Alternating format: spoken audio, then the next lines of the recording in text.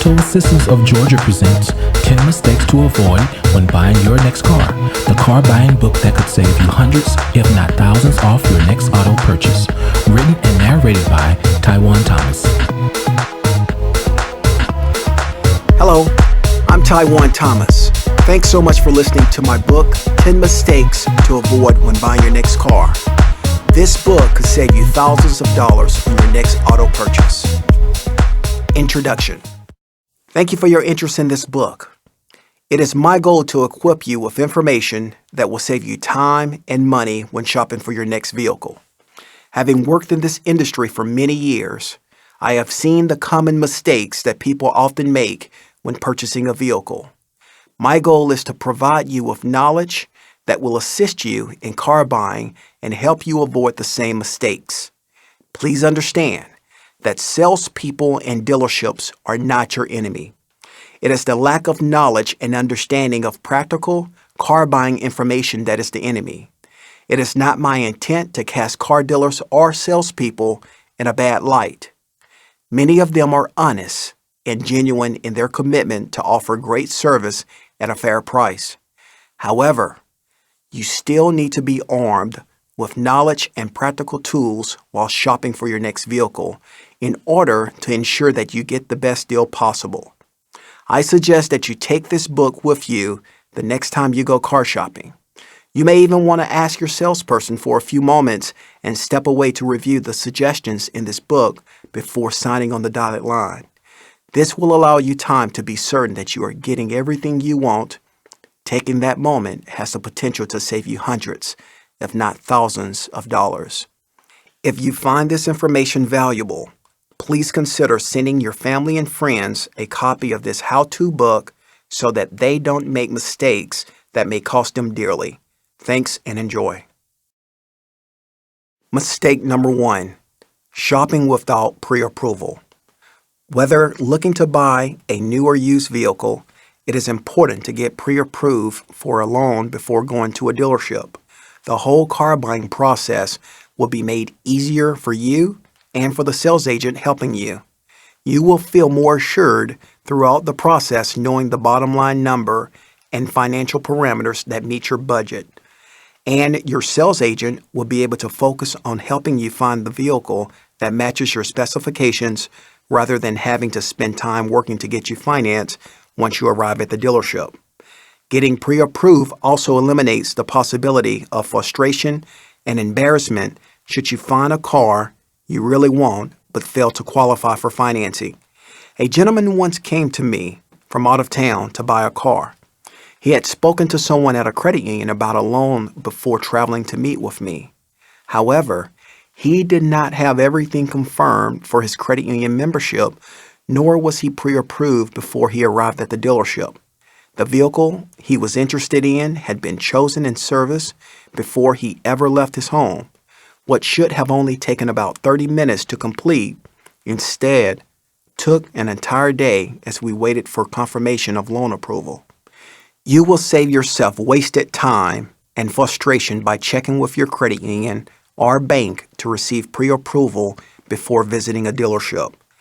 And just as you would determine the cost of construction before building a home, it is wise to know what your payment and terms are before searching for your new or used vehicle. It is also important to consider the terms and interest rates that the credit union is willing to offer you.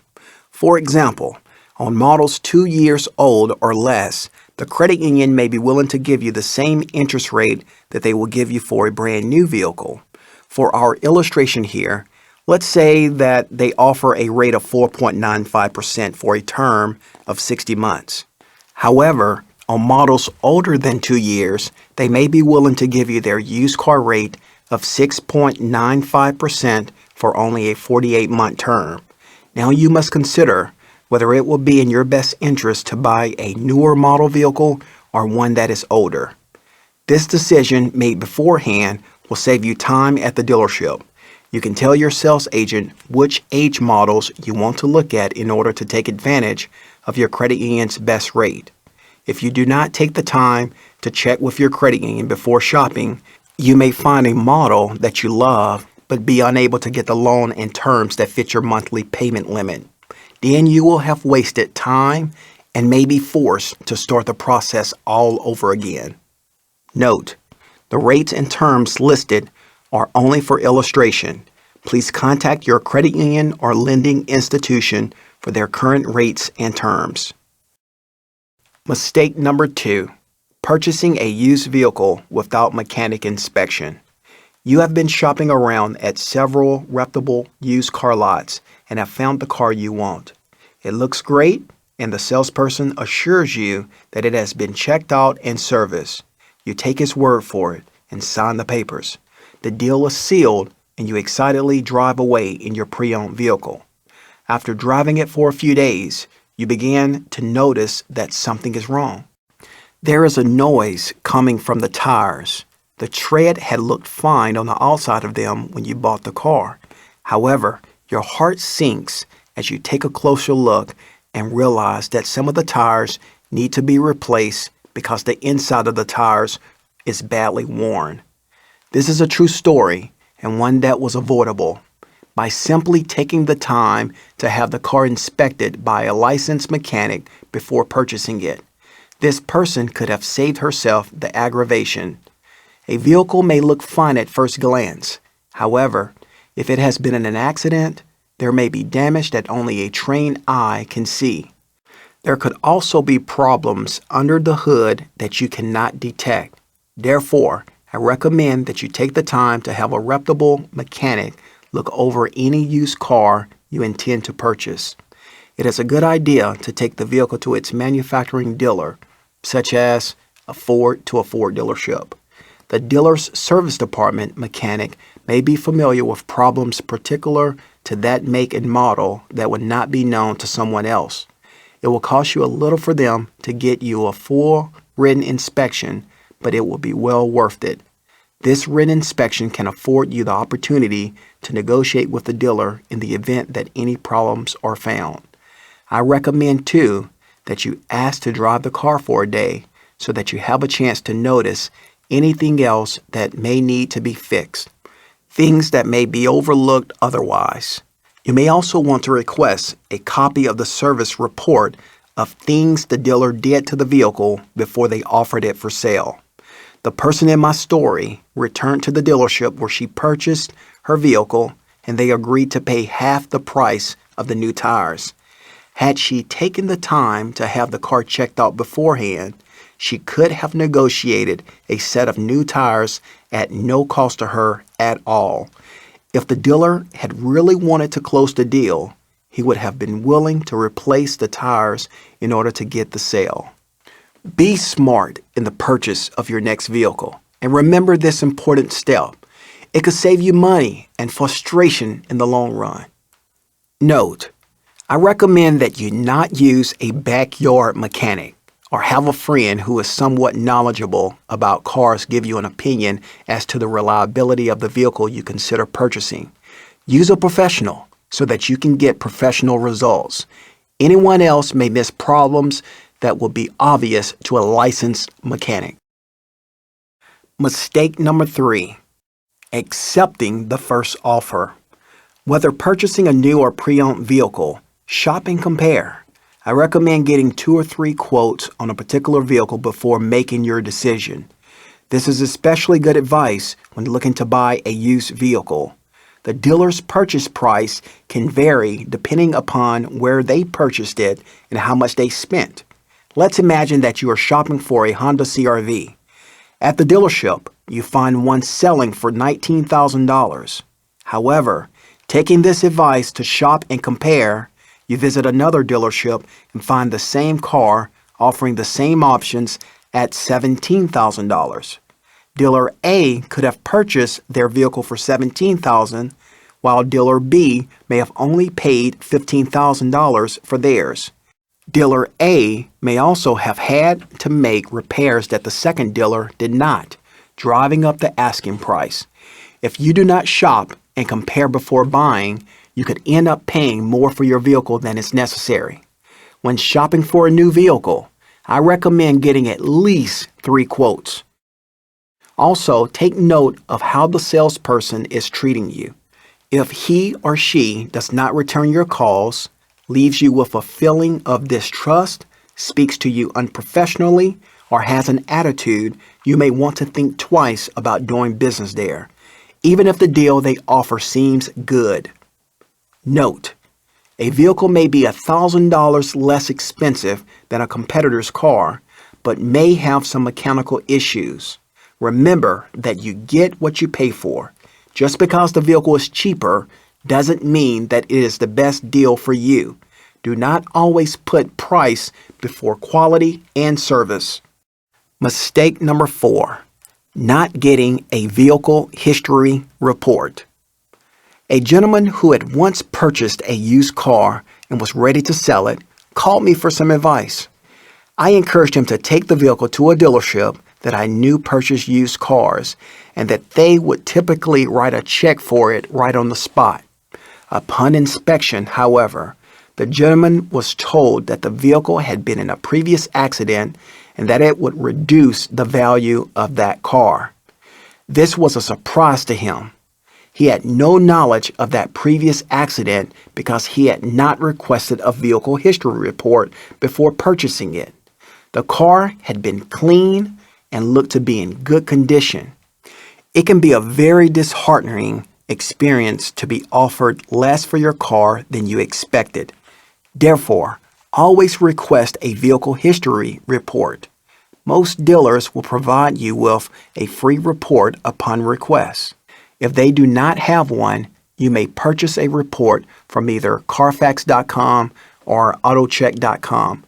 The report will let you know if the vehicle has ever been in an accident that has been reported to the Department of Motor Vehicle, how many previous owners it may have had, if an airbag has ever been deployed, if the car has been flooded, had odometer problems, is a lemon, was a rental vehicle, and its origin.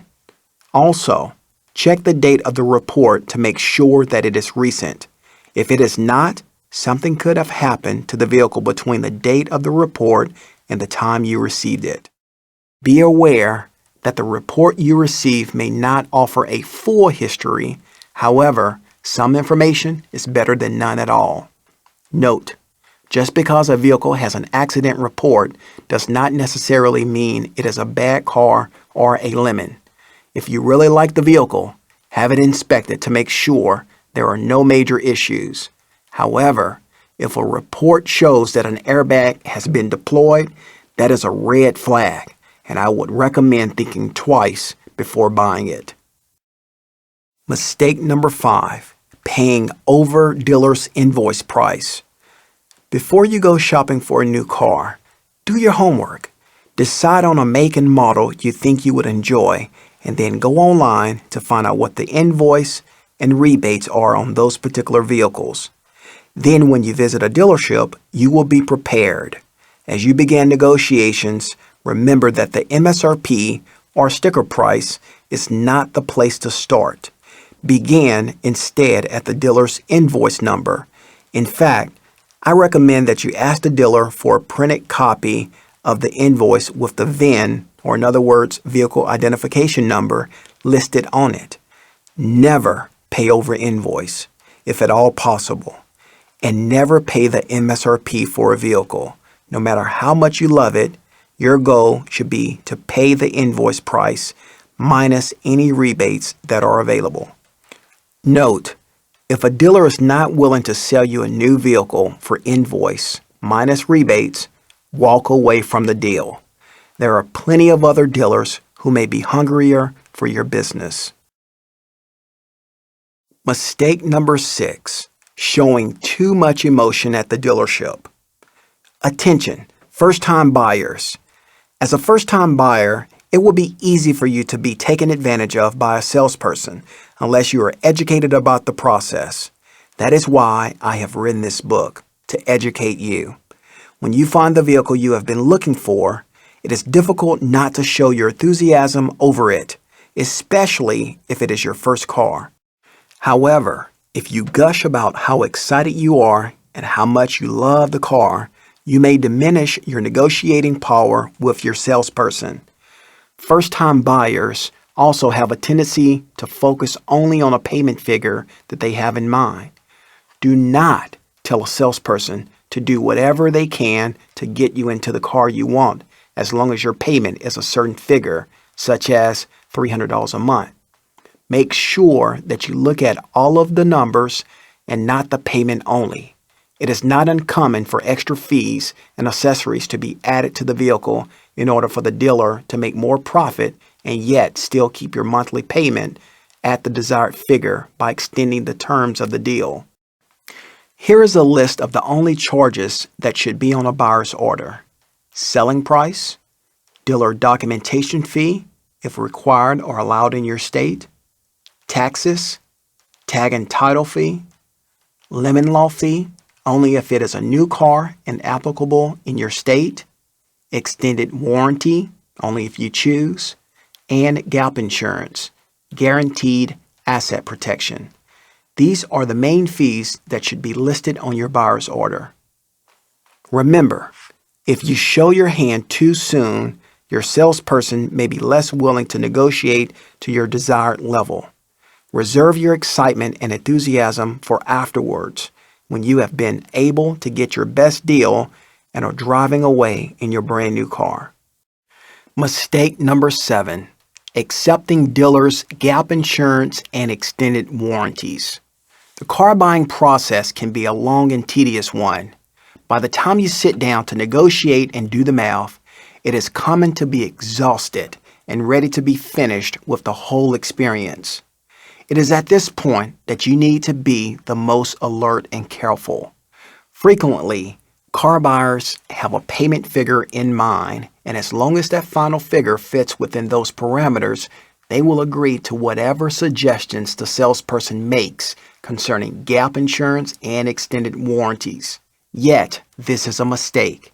As I have said before, do your homework. Shop around to make sure that you are getting the best price. Another common mistake is to go to the company who already provides your car insurance because the fees can be figured into your existing monthly payment.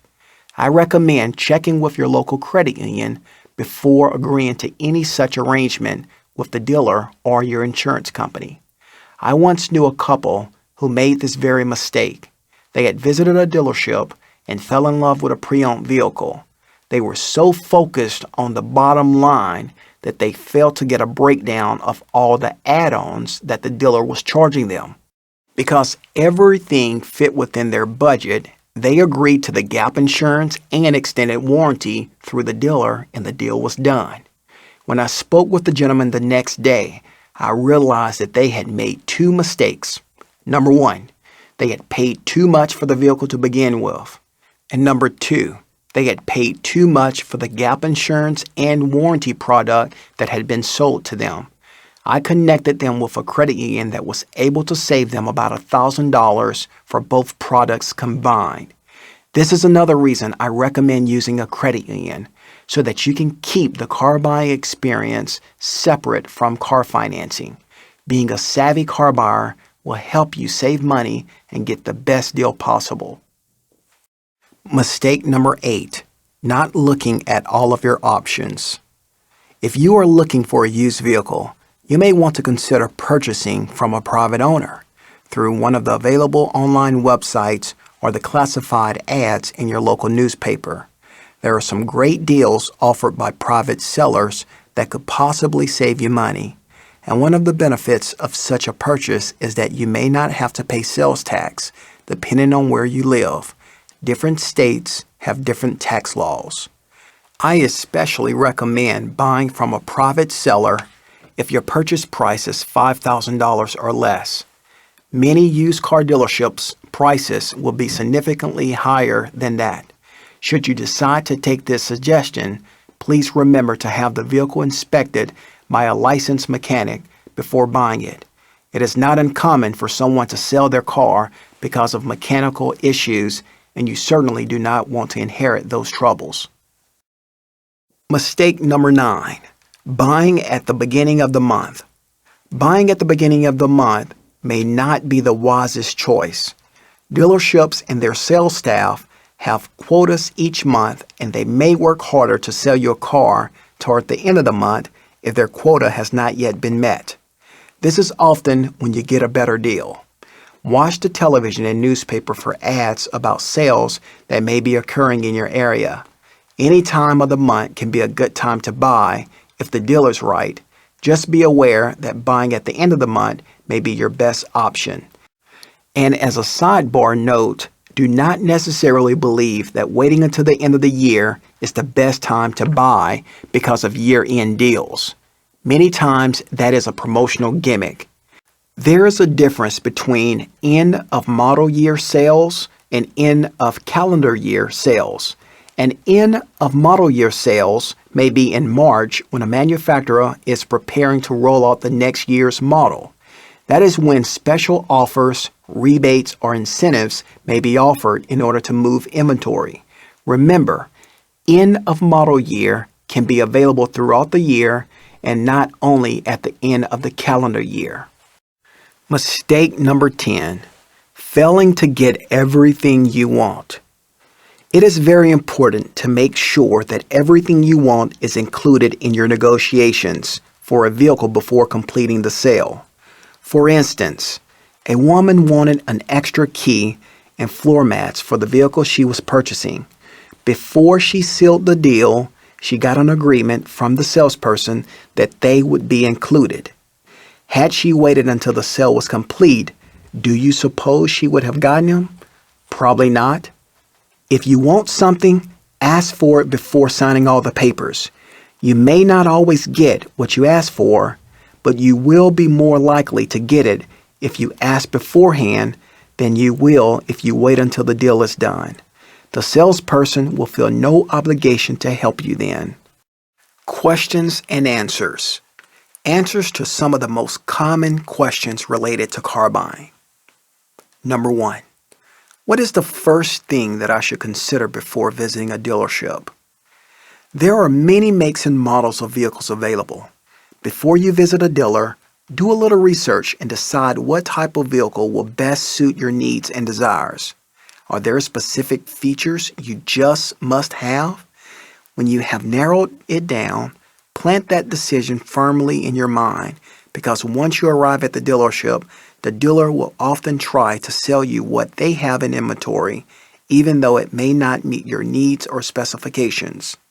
If you have not taken this step, you will likely be subject to emotional buying and not make a choice that you will be satisfied with later. If you have made a decision as to the make and model that best meets your needs, and one dealer does not have what you're looking for, don't panic. There are other dealerships out there.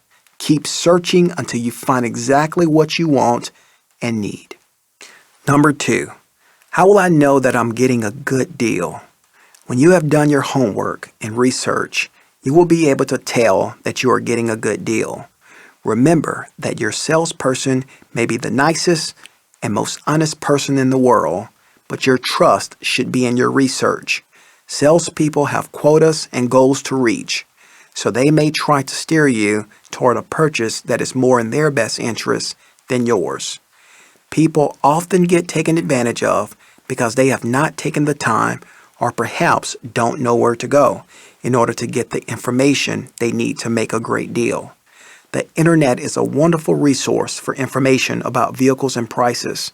Before you start shopping, research is a must if you want to be certain that the deal you are offered is a good one. Number 3, is it better to lease or buy a vehicle? I recommend buying and not leasing for personal use. Many people focus on payments only, and some prefer to drive a more expensive car that they can afford to buy in order to impress their family and friends, so they decide to lease or rent a car instead. If you are debating this option, please remember that at the end of a lease, you either turn in the car, use it as a trade-in with negative equity in most cases, or turn the lease into a purchase. If you lease the vehicle and turn it in, you have nothing to show for the money you have paid. If you buy a car instead, you then have the option later to either sell it or use it in a trade for your next purchase. Number 4, should I trade in my vehicle to a dealership or sell it on my own to an individual? There are pros and cons to this issue. If you sell your vehicle to an individual, you stand to make more money on it than you would from trading it. I would recommend posting your vehicle on popular websites like autotrader.com or your local newspaper websites. However, you must determine if you want to deal with the haggle and hassles that come from selling your vehicle on your own. If you don't have the time to handle this course of action or are not savvy about the process, it may be better to trade in your vehicle at the dealership. I recommend getting 2 or 3 appraisals from different dealers to see who will give you the most money for your trade. Should you decide to trade in your vehicle, you can take advantage of a tax savings. For example, the taxable amount on a new vehicle may be $25,000. If your trade-in amount is $10,000, then your new taxable amount will be $15,000, offering you a considerable tax advantage. Number 5, should I finance with the dealer, use online financing, or go to my local credit union? My suggestion is that you check with your local credit union first, because they may have some of the best rates available. I prefer working with credit unions because of their relational approach to banking.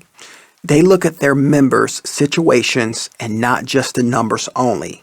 Time after time, I have seen people get taken advantage of by a dealership and then have to go back to the credit union asking them to help clean up the mistakes they made. Be sure to check with your credit union first. Number 6, new or used. Which should I buy?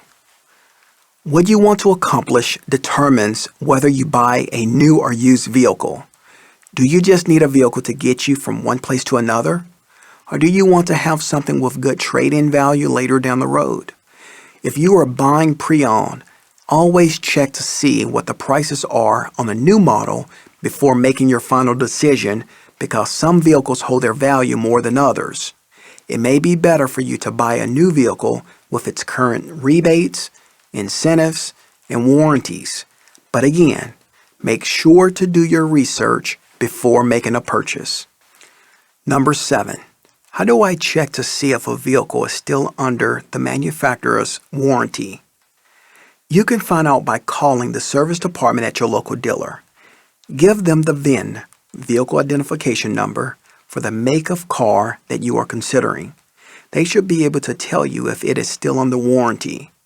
Please keep in mind that some manufacturers offer a 100,000-mile warranty, but that in most cases, those are not bumper-to-bumper warranties. Most of those warranties are for the drivetrain or powertrain only.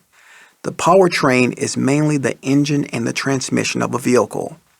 Vehicles usually come with a smaller bumper-to-bumper warranty that is good up to 36,000 miles or 50,000 miles.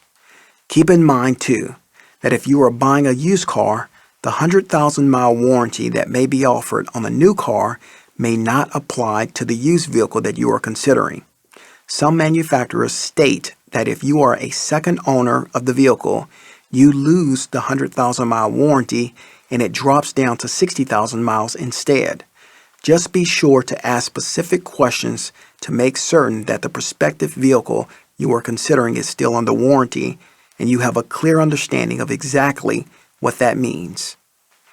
Number 8, are extended warranties any good? Yes. However, it depends on which one you choose. Be very careful to check the history of the warranty company to ensure that it is reputable. I would recommend doing an online search to find out if there are negative comments from previous buyers posted online. Getting a warranty for your vehicle is like getting car insurance. It is good to have it just in case something ever happens. I recommend getting one that has no deductible requirement. Shop around so that you get the best price. If you have the money in the bank to fix problems that may arise with your car, you may consider not purchasing an extended warranty. You have to decide what is best for you. Number 9, should I get gap insurance? If you are not putting a substantial amount of money down on your purchase, you should get gap insurance. In the event of an accident, it will pay off a vehicle that is totaled by your insurance company in which they give you less money than your payoff price would be. The gap insurance will pay the difference between your payoff and what the insurance company is giving you. However, I strongly encourage you not to buy gap insurance from the dealer without checking with your local credit union first. This effort could save you money. There is no need to get gap insurance if you are paying cash for a vehicle or paying a large down payment. Number 10. Is it okay to buy from a local broker? Yes, but remember to check references and be very careful. Some brokers may try to sell you a vehicle sight unseen. Never commit to a vehicle or put a down payment on one until you have seen the vehicle and had it checked out by a licensed mechanic. Also, if a broker does not charge you taxes, do not complete the deal. The law requires that taxes be paid, and if the broker is not following the laws set in place by the government, then chances are they may not be trustworthy, and you should not trust them. Number 11. Where do I go to find values of new and used vehicles? You can visit NADA.com and KBB.com for new and used vehicle values. Please keep in mind that just because the book value states that you should get a certain amount for your trade, that does not mean that is what you will be offered by the dealer. It may be less at a dealership because they look at the wholesale market values. Dealers usually pay close to the loan value of a vehicle, which is very close to wholesale. Number 12. Does the vehicle you are interested in take regular or premium gas? It is very important, especially if you are concerned about gas mileage, to check and see what grade of gasoline your prospective vehicle takes before agreeing to purchase. Make sure to do your research ahead of time. You do not want to be surprised when you have made a purchase and pull into the gas station for the first time. Number 13. When buying a new or used vehicle, if I have a trade-in, should I keep my old tag or get a new one? I would encourage you to take your tag even if you don't transfer your tag to your new vehicle. If you leave your tag on your trade-in, you run the risk of someone possibly taking your tag and being reckless with it, leaving you responsible for their actions. Make sure to get your tag. This has been an Auto Assistance of Georgia production of 10 mistakes to avoid when buying your next car. The car buying book that could save you hundreds if not thousands off your next auto purchase. Written and narrated by Tywone, produced by Auto Assistance of Georgia.